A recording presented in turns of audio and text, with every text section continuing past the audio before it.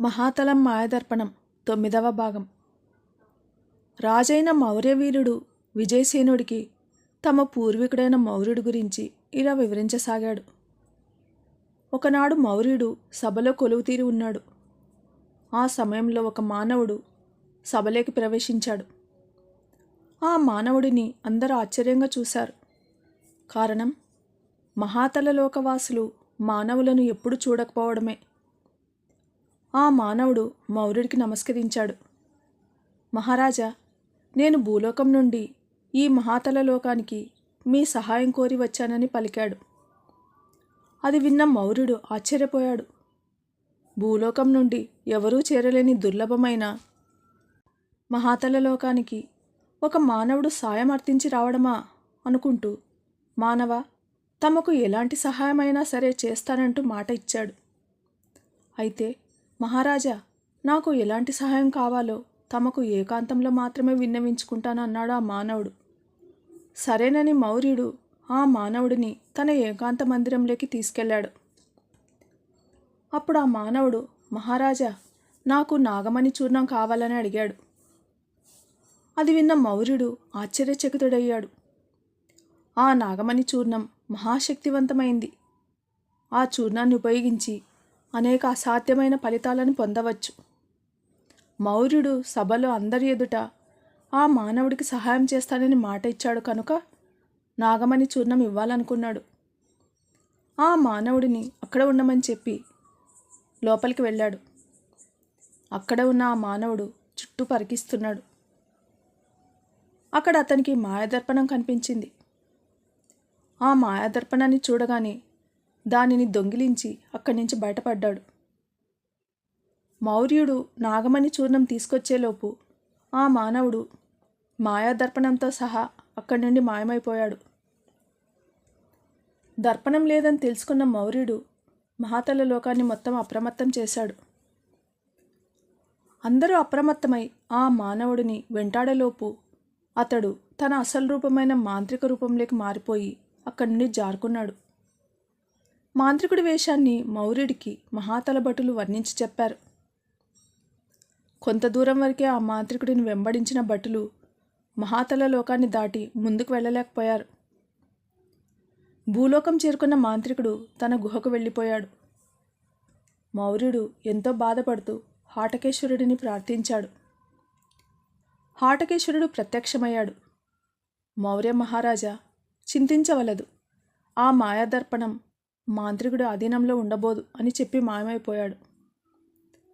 హాటకేశ్వరుడు మాయాదర్పణం గురించి పలికిన వాక్కు విని కొంత ఊరట చెందాడు మౌర్యుడు.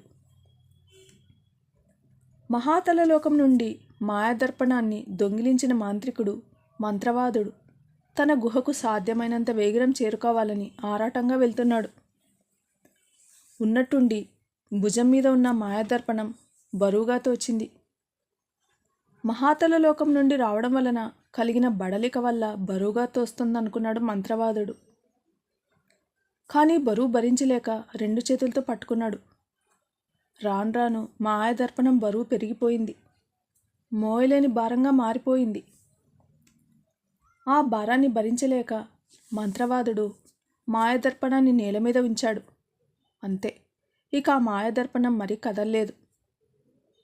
మాయాదర్పణాన్ని కదిలించి తీసుకెళ్లాలని విశ్వ ప్రయత్నాలు చేశాడు. కానీ సఫలీకృతం కాక ఆ దర్పణాన్ని అక్కడే వదిలేసి గుహలో దుర్బినిని ఏర్పాటు చేసుకున్నాడు. మాయాదర్పణం తస్కరింపబడిన తర్వాత ఒకరోజు మౌర్యుడు హాటకేశ్వరుడి పూజలో ఉన్నాడు. ఆ సమయంలో హాటకేశ్వరుడికి సమర్పించిన సువర్ణ పుష్పం సువాసనలు వెదజల్లడం మొదలుపెట్టింది. ధ్యానంలో ఉన్న మౌర్యుడు మాయాదర్పణం తమ వంశీకులకు తప్పకుండా లభిస్తుందని తెలుసుకున్నాడు. ఇదంతా విజయసేనుడికి వివరించిన మౌర్యవీరుడు ఎన్నో సంవత్సరాల తర్వాత సువర్ణ పుష్పం ఈరోజు సువాసనలు వెదజల్లడం మొదలుపెట్టగానే నేను ధ్యానంలో ఉండిపోయాను. ఆ ధ్యానంలో నీవు ఇక్కడికి మాయాదర్పణం గురించిన సమాచారం కోసమే వస్తున్నావని, హాటకేశ్వరుడు అంశతో జన్మించినవాడు మాత్రమే మాయాదర్పణాన్ని తాకడానికి అర్హుడని, ఒక మానవుడు ఇక్కడి నుండి మాయాదర్పణాన్ని తస్కరించుకొని వెళ్తే ఇంకొక మానవుడు అదే మాయాదర్పణాన్ని ఇక్కడికి చేర్చడానికి మహాతల లోకాన్ని అన్వేషిస్తూ రావడం చాలా ఆనందంగా అన్నాడు. ఆ మాటలకు విజయసేనుడు, మీ లోకానికి చెందిన మాయాదర్పణాన్ని మీ వద్దకు తప్పకుండా చేరుస్తానంటూ అక్కడి నుండి వెళ్ళడానికి ఉద్యుక్తుడయ్యాడు విజయసేనుడు. హాటకీ నది వద్దకు మౌర్యవీరుడు, విజయసేనుడు, స్వర్ణస్రవంతి కలిసి వెళ్లారు. అక్కడ హాటకేశ్వరుడు భవానీ సమేతంగా కొలువైన శిల్పాలకు సువర్ణ పుష్పాలతో పూజలు చేశాడు విజయసేనుడు. అనంతరం ఒక బంగారు పాత్రలో హాటకీ నది జలాలను నింపుకొని మౌర్యవీరుడు స్వర్ణస్రవంతిలతో సెలవు తీసుకున్నాడు. మాయాదర్పణ సమేతంగా మహాతల లోకానికి మరలా వస్తానని చెప్పి భూలోకానికి పయనమయ్యాడు. మౌర్యవీరుడు అక్కడున్న సువర్ణాన్ని అభిమంత్రించి నేల మీద వేయగానే అక్కడొక స్వర్ణరథం ప్రత్యక్షమైంది. ఆ రథమంతా బంగారంతో చేయబడి ఉంది.